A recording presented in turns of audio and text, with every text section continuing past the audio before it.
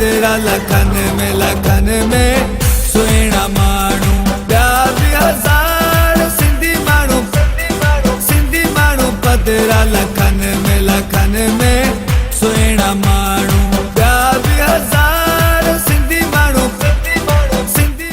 अस्सलाम वालेकुम नाज़रीन, नवां ॾिसी रहिया आहियो चार जेडीओ न्यूज़ ऐं आहियां वज़ीर उंदड़। ख़बर शामिल कयूं था नवाब शामा एके ॾारीअ जी रांदियूं सेहत सरगर्मियूं आहिनि। उन्हीअ सां शागिर्दनि जो जिस्म ऐं ज़हन चाक ऐं चौबंद रहंदो आहे, उन्हनि जो ज़हन सेहतमंद रहंदो ऐं उहे निसाबी सरगर्मियुनि में कामयाबी माणींदा आहिनि। अहिड़नि ख़्यालनि जो इज़हार पीपी लेडीज़ विंग पाकिस्तान जी अॻुवाण MPA फरियाल टालपुर बिलावल स्पोर्ट्स स्टेडियम में डिवीज़नल स्पोर्ट्स फेस्टिवल जे इख़्तितामी तक़रीब में ख़िताब कंदे चयो त जॾहिं आउं ज़िले नाज़िमा हूंदी हुअसि त मूं ज़िले शहीद बेनज़ीराबाद में वध स्कूल खोल रहिया ऐं जेको मूं कैडेट पार गर्ल्स कॉलेज जो हिकिड़ो बूटो पोखियो, अॼु उन जे शागिर्दनि ज़बरदस्त कारकर्दगी ॾेखारी मुख़्तलिफ़ रांदियुनि में कामयाब थियूं आहिनि, जंहिंजे करे मूंखे तमामु घणी ख़ुशी आहे। हिन चयो त कैंसर अस्पताल बि मूं खोलाए ऐं जे स्पोर्ट्स ग्राउंड में बीठा आहियूं। उन जे लाइ मां पाकिस्तान जे सरबराह ऐं फौजी जनरल सां ॻाल्हियूं करे उनखे क़ाइल कयो। उन मौक़े ते शागिर्दनि मार्शल आर्ट जो मुज़ाहिरो पिणु कयो ऐं कराटे जूं रन चकू एटम बि ॾेखारियो। रसो छिकण जो मुक़ाबिलो सांगड़े नौशरो फेरोज़ टीमुनि जे विच में थियो। 100 मीटर दौड़ जो मुक़ाबिलो